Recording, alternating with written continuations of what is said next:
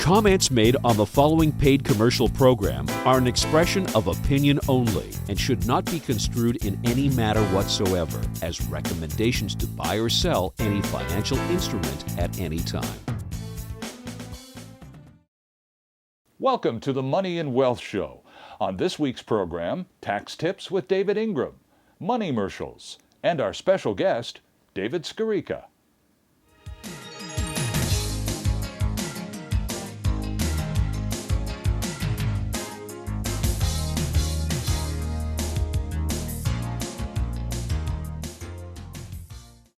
It's all about money at the HouseStreet.com Money Expo 2010. They'll be talking money, making money, saving money, and protecting assets. See Garth Turner, Michael Levy, Ross Cluck, David Smith, and David Morgan. Plus, visit with industry exhibitors. The HouseStreet.com Money Expo in Langley, February 27th and Kelowna, March 13th. To attend free, pre-register now at HouseStreet.com. That's HOWE Street.com. It's all about money at the HouseStreet.com Money Expo 2010.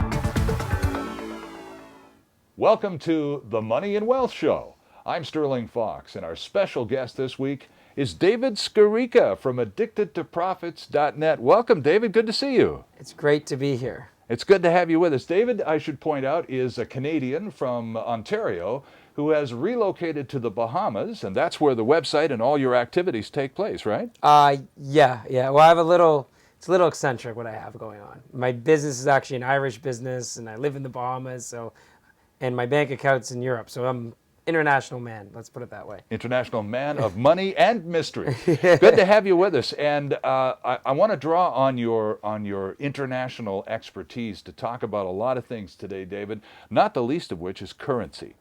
Let's talk about the U.S. dollar to start things off with, because we all know about the mega trillion-dollar debt pile the U.S. has found itself under these days. How do you see that affecting the greenback, short and long term? Well, short term, the dollar is benefiting.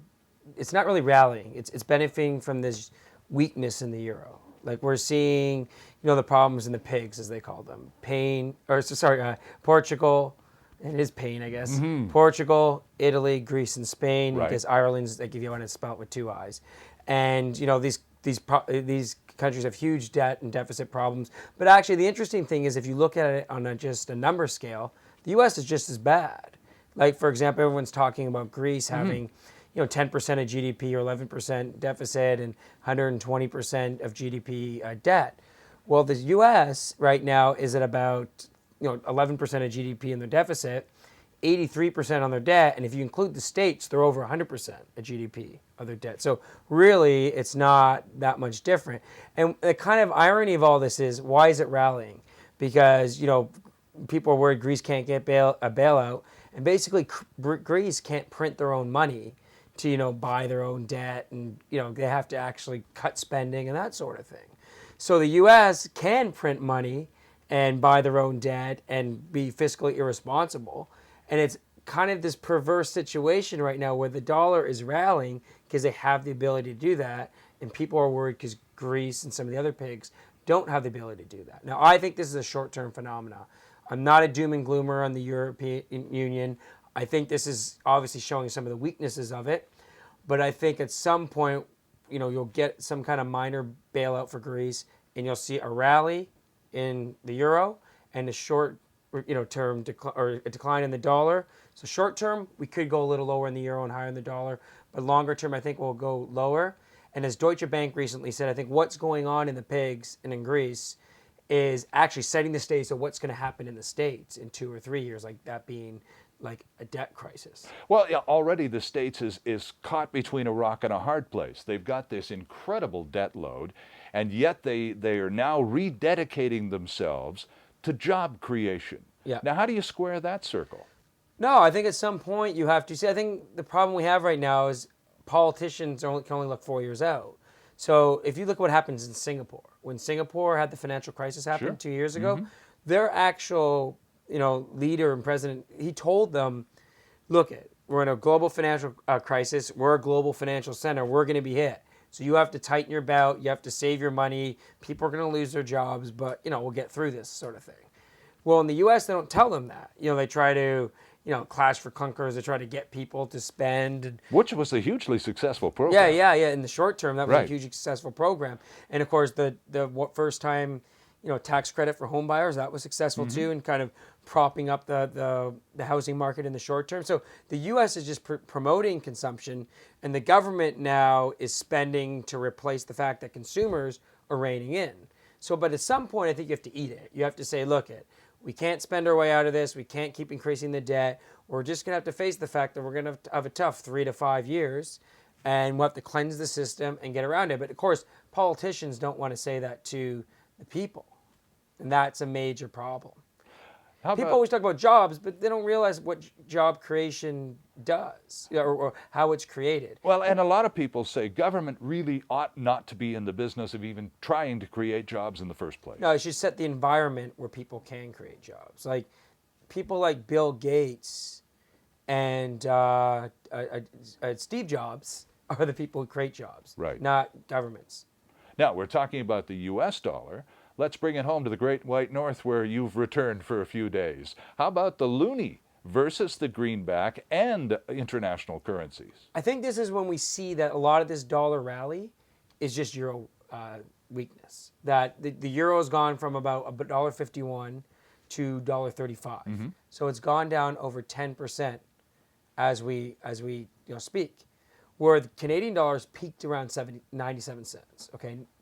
Now it's about 95 cents. So it's barely even come off the top. Same with the Aussie dollar, just come a few pennies off. So mostly what we're seeing is like the euro and the American dollar are both, in my opinion, very weak currencies, and they're just moving against each other. And I think we're going to see stuff like the Canadian dollar and the Australian dollar and maybe some of the Asian currencies strengthen against the US dollar going forward. Remember, when we get through this bout of, say, euro weakness and the dollar rally, that's going to bode very positively for the Canadian dollar, because we have a thing in technical terms called relative strength. And what relative strength basically means is on a decline like we're seeing now in other currencies versus the dollar, if you hold up better, probably on the coming rally, you will outperform. So that's really positive for the Canadian dollar. And I think once we get over this one-for-one, I guess you could call it resistance, we could go a lot higher. Now, the politicians in Canada don't want that to happen. But I think there won't be so much of a fight, because I think that a lot of the industrial and manufacturing base has already been lost with the dollar over 90 cents. You're watching the Money and Wealth Show here on Check TV. Our special guest this week is Dave Skarica from addictedtoprofits.net. Lots more to come. Stay with us.